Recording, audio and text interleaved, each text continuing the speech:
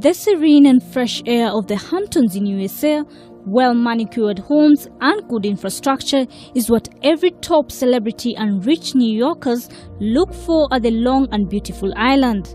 To rent a home at the Hamptons, one has to part with 3 million shillings.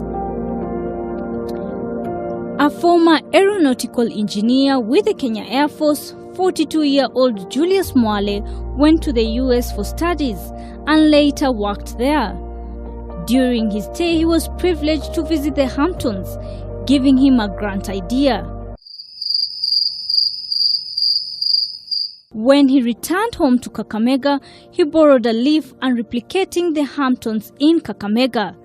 It is often said that a child belongs to the community, and true to that saying, Mwale is setting the pace.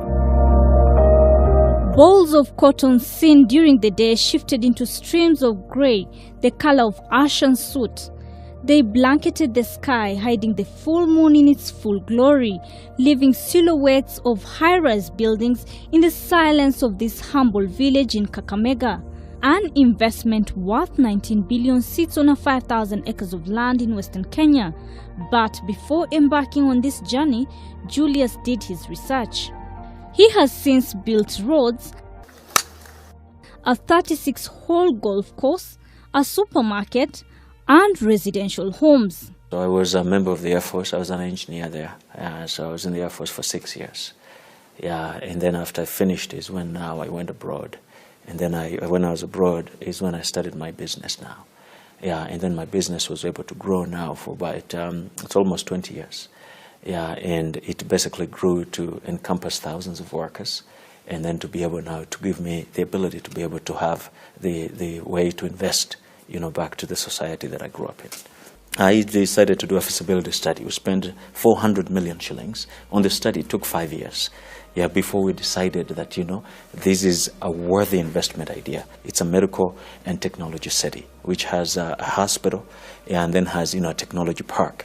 And so we began construction in 2014, and then we're going to end in 2020. So far we spent about 19 billion shillings in building over 150 kilometers of roads, more than 400 solar street lights, a mall, supermarket, a bed and breakfast, and more than 100,000 square feet of private residences. And now we have first section of hospital finished, and we're looking forward to finishing the airport, the technology park, the power plant, and the cable car system on a 36-hole golf course.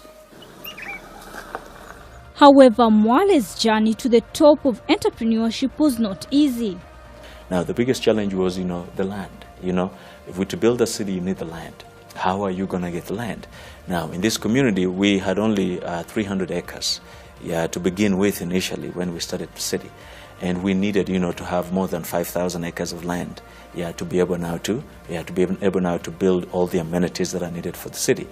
So we had to work with the local community to be able to buy in, so that they were willing to be participants into providing, land that will be used, to build most of the amenities for the city. And that was the biggest challenge, convincing, these people to be able to do that. It is often rare to get someone philanthropic enough to give out their land, even if it meant for their benefit. But residents of Lunza willingly surrendered acres of land to allow the construction of the city. Nimejitolea kumpa ekari 5 katika shamba langu, na pia nina mashamba mawili. Kuna shamba lingine nitampa eka 5, kwa shamba lingine nitampa eka 2. Na tumekubaliana kwamba atanijengea nyumba za kukodisha, na wakati nampa yeye eka 1 ananijengea nyumba zile tumekubaliana. Mwale has committed to build rental homes for the community, which will be hired out to doctors working at the medical city.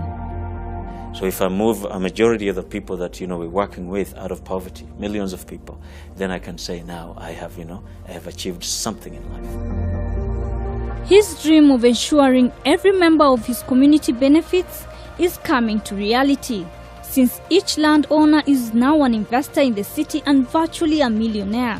Kwa mfano kama hapa kwangu kuna nyumba ambazo zitajengwa, yangu inajengwa tayari.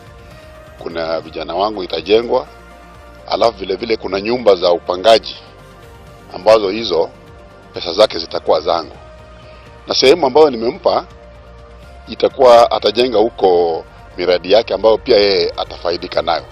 Kwa hivyo wakati mimi nafaidika upande huu wa pili, yeye anafaidika ule upande mwingine. Mwale's work is driven by inspiration. If you walk around at night here, you can walk even in the middle of the night. Yeah, there's no theft, there's no, people trust each other. Yeah, you can walk out on the street, no one is going to ask you for money because now they are financially secure. And those are the communities that we want to build all over the world, and here in Kenya for us.